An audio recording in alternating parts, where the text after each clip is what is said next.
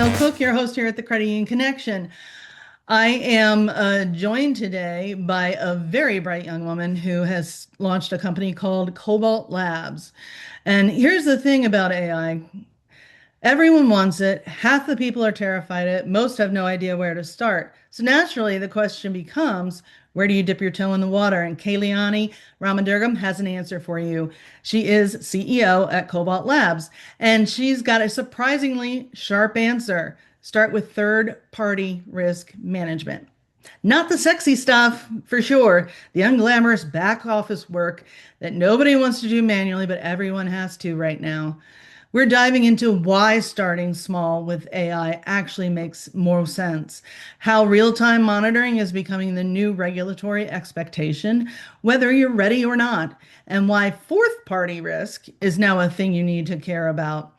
Plus, Kalyani is going to explain how credit unions can adopt AI without handing over the keys to the kingdom. So with that, let's get started. Welcome everyone to the Credit Union Connection. I am your host, Sarah Snell Cooke. I'm here today with Kalyani Ramadurgam. Welcome. Thank you for having me. Absolutely. She's the founder and CEO of Kobalt Labs. Can you give us a little introduction to yourself as well as your company? Yeah, absolutely. So I'm Kalyani. I'm the co-founder of Kobalt Labs. My personal background was I was an AI researcher at Stanford, and then I later went on to work on the fraud team at Apple Pay, building a lot of risk and compliance tooling for the back office.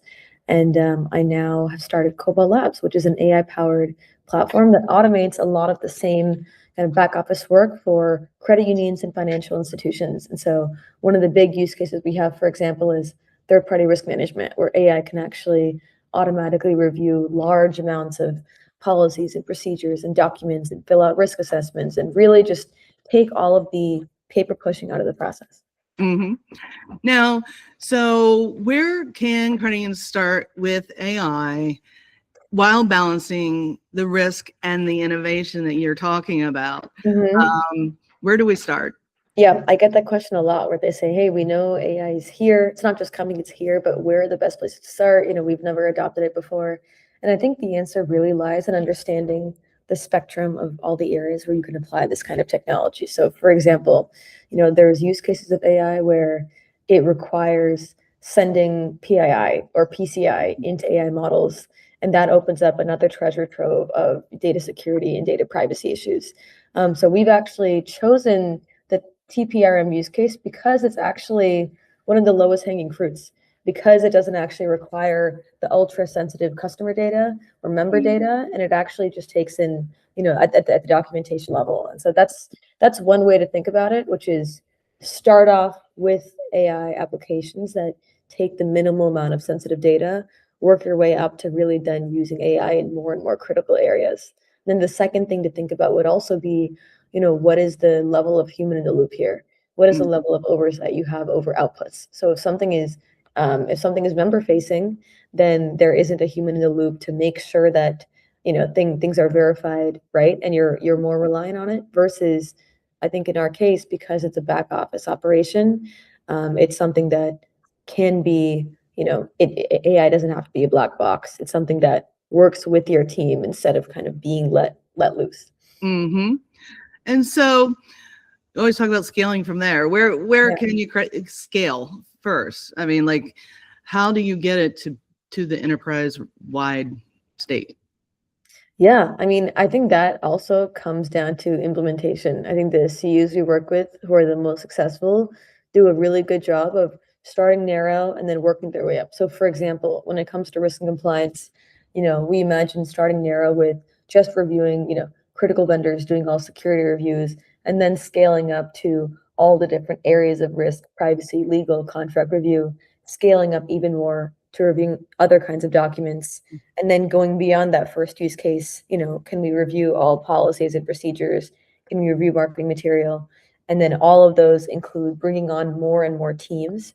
So I think if you try to start with onboarding every single potential user at once, then things can get a little bit out of control. And so I think like controlled scaling team by team would be our recommendation.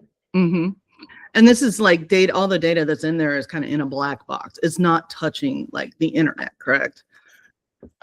Yes, in the sense that it's not being trained into models, but our tool happens to also integrate with real-time data sources. Okay. It kind of depends on the use case.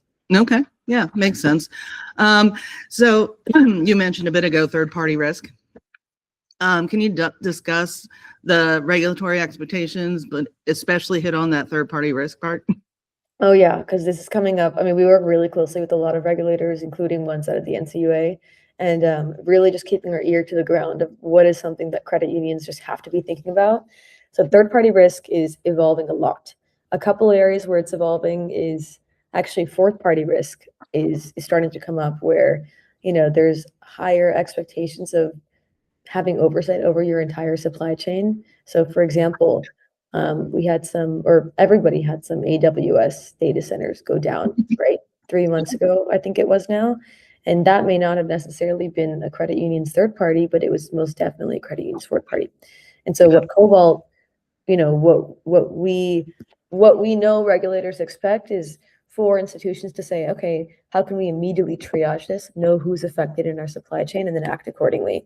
So we've kind of built a lot of our product in accordance with those new expectations, which is, hey, we'll alert you if one of your fourth parties goes down. We'll tell you who's affected by looking at all of their documentation and help you triage it. So fourth party risk is a really big one that won't stop coming up. Another one that's coming up a lot is having a little bit more of a real-time monitoring aspect of third parties. And so instead of really just doing this, for critical vendors once a year, looking at everything and then forgetting about them until the next year, if there is material news in the interim, how can you proactively know about it instead of having to always be looking for updates about all critical vendors? So I think that's another area where AI can be really helpful. Like, hey, can AI do the heavy lifting of telling you if one of your vendors has a security breach, or telling you if one of your vendors is involved with some kind of major litigation or a consent order? So I Oh, think yeah. kind of reactive proactive is a big one. And then I think the last one is really just going beyond checking the box. I think it used to be, hey, did we have their, you know, do we have their privacy policy check? Do we have this check? And then moving on, versus now there's an expectation of, hey, does data leave the US? Are they doing X, Y, and Z? Do they have these controls in place? And actually showing that you're looking at, doing diligence at the control level. Okay. Okay. Yeah. And so, why do you feel like you want to work with credit unions? Yeah, it's a fun question. I mean, we kind of we got to know. So the first credit union we ever deployed with was Mara West Credit Union. They're in a $2.5 billion under management out of San Jose, California. So they were the first credit union we ever worked with, and we loved working with them. And it was just like wonderful how they were so focused on how everything went back to the member experience, and we also learned a lot from them about the credit union industry, how interconnected everything is, Yes. and how much of like a nicely, tightly networked and dense community is, and how everyone is kind of rooting for each other and wanting to use the same tooling and kind of grow together. So I think it's just been so much fun. We were invited to Venture Tech last November. Yeah, that's where we met. Yes, we met, and that was the deep dive. And we had been working with a few credit unions when that was when things really blew up for us. And Good. since Venture Tech, we've gone live with 6 more credit unions that we met there. So it Wow. just really set us on an amazing path. And now we're really, really off to the races. So yeah, I think we just love working with them, and especially ones that are excited about innovation and like looking to be more capital efficient and really streamline. I think I think the values are just really aligning. Yeah. No, that's great to hear. Because often credit unions, or at least the credit unions that are, a billion or less, because there's so many a billion or less, it's not an industry that people want to get into sometimes. But yeah, it's great when vendors actually intentionally pursue them. Yeah, absolutely. And I think also because of that, the technology available to them is frankly just low in quality. So when I look at the audit of the tools, I always have people show me how you're doing things today, right? What's the status quo, so that we can see where we can help. The status quo is so frequently just so abysmal, and there's people just drowning in manual work and documentation because there isn't tech built, custom built for them in a way that really solves their problem. So I think there's very much like an unmet need in this part of the market. Okay, yeah, for sure. And I often hear that credit unions lately have been more innovative than the community banks too. Yeah, there are some that are definitely moving at warp speed, which I wouldn't have expected maybe a year ago. Oh yeah, 100%. Yeah. I agree with that. Yeah. So you kind of touched on it, but talk a little bit more about your origin story. Yeah. So origin story, I mentioned Stanford and AI research, and what I didn't mention as part of that overview was that I was specifically doing research on how do you deploy AI in areas where there's sensitive data and where accuracy is really critical and not necessarily for your average consumer use case. And so we were thinking a lot about financial services and healthcare and these really highly regulated markets. That's how I kind of got started. Then with Apple Pay, of course, was first deep dive, of course, not into credit unions, but into fintech and financial services. And then I also kind of got together with my co-founder who was at Apple, or sorry, not Apple. She was at Affirm, the fintech company doing buy now, pay later. And we both kind of connected about how even the most innovative companies are still doing risk and compliance in a way that's so manual, and there's such an opportunity for AI and LLMs to really just take the entire thing into the 21st century. So that was kind of the thesis. And then what we did was we actually created this almost a group of, we call it our advisory council of chief risk officers, chief compliance officers, CISOs, CEOs of across, credit unions, banks, fintechs, across financial services, and even some ex-regulators across the multiple different bodies, and really sat down and said, what's going on here? What are the areas where there's going to be a lot of scrutiny and where there needs to be some like streamlined processes and really high quality tech? Also, areas that aren't taking in highly sensitive data to start. And all of those from what emerged from those conversations was third-party risk management, internal audit, some like policy procedure review, a lot of this kind of work in the back office. And that was that's how we kind of got started with this. Yeah, that's awesome that you were able to listen to what the needs are and actually fulfill them. You aren't like creating remote controls that have so many buttons you can't figure out how to work them. Exactly, kind of working backwards. Like, hey, what is taking up the most time and budget? What's holding you back? And the thing that was holding people back was, hey, we can't even deploy tech as quickly as we need to. And we don't have oversight over our supply chain, and we can't answer questions that regulators are asking us. So that was really the kind of seed of the idea. Yeah. And you all also don't connect to the core, is that correct?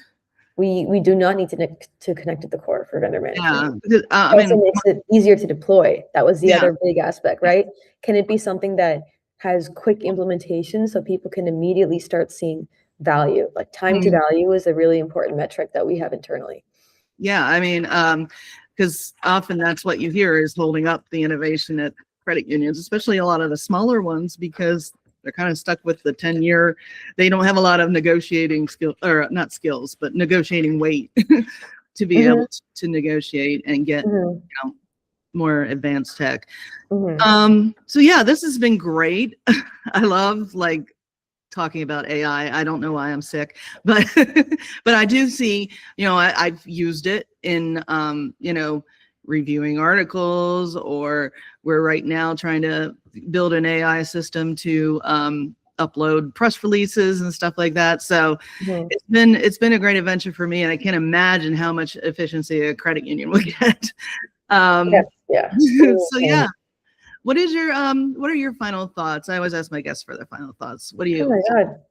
My final thoughts are, I think we hear, I appear at so many conferences and have so many conversations in the industry, and I hear a lot about people, people being, executives and folks at credit unions in particular, wondering, will my regulators be okay with me doing this?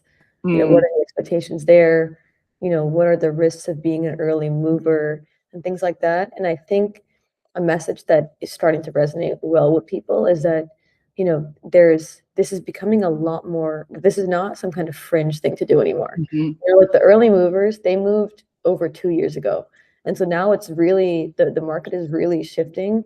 And this is not necessarily some far up thing that needs to be on the 2027 board meeting agenda.